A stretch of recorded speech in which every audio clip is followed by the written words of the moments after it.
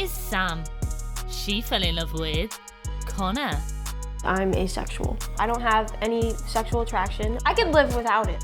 And because their intimate life is unconventional, the pair have received backlash online.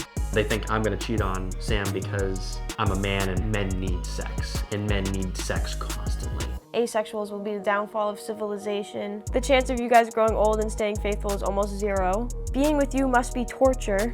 What's the point of being with you then? I am Connor.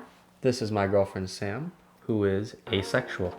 I don't have any sexual attraction. I still have romantic attraction, but you know, sex is just off the table for us. It's not something that's really in our relationships. I realized I was asexual in middle school, so probably like 7th grade. And I know that's early on and like not everybody knows, but it just stuck, you know? Now I'm 22, I'm still asexual.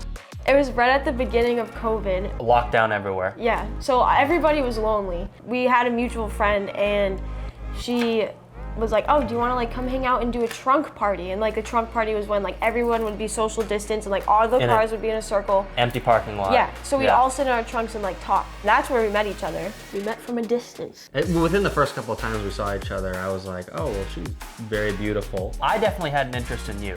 We kind of had a similar group of friends at the time, so we just kept hanging out. I was attracted to him, honestly, after he kind of made it obvious. I feel like I'm a very like free person. I'd say I'm like unique, open-minded. He caught on to that very quickly. Definitely.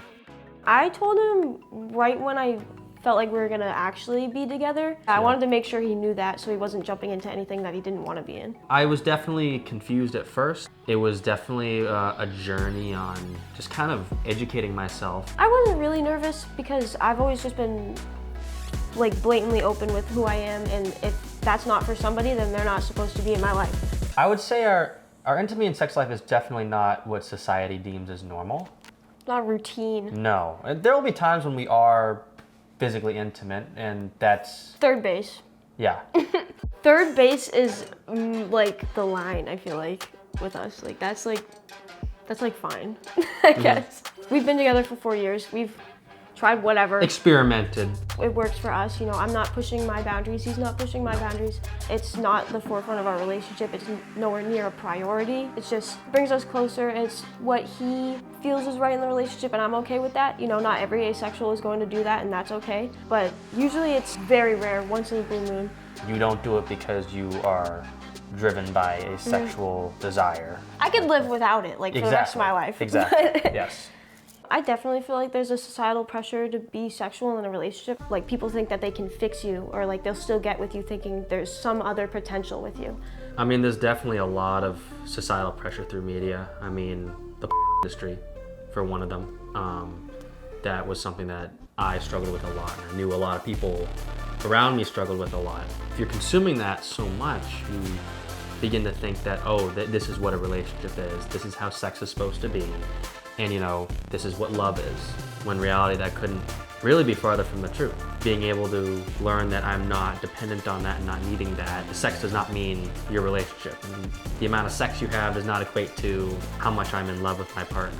We've gotten comments and people saying to us, they think I'm gonna cheat on Sam because I'm a man and men need sex, and men need sex constantly. I didn't go in depth about our relationship on TikTok or anything until I made that video like not that long ago with the Barbie sound. He's like, I thought I made so over tonight, and the Barbie's like, to do what? And there's just like crickets. There's like crickets, and he's like, I'm actually not sure. Yeah, because it was like a play on how they don't have sex. So I'm like, oh, well, that's perfect. I do get a little bit of hate online sometimes when I do happen to talk about it. So I get things like, so you're a robot. Asexuals will be the downfall of civilization, or wait until she finds a guy with a big Implying that like I'm not adequate enough for you, even though you don't. Yeah, or like that my asexuality isn't valid and it's gonna change, yes. Which it's not. The chance of you guys growing old and staying faithful is almost zero. Being with you must be torture. Asexuals must live very sad, unfulfilling lives. What's the point of being with you then?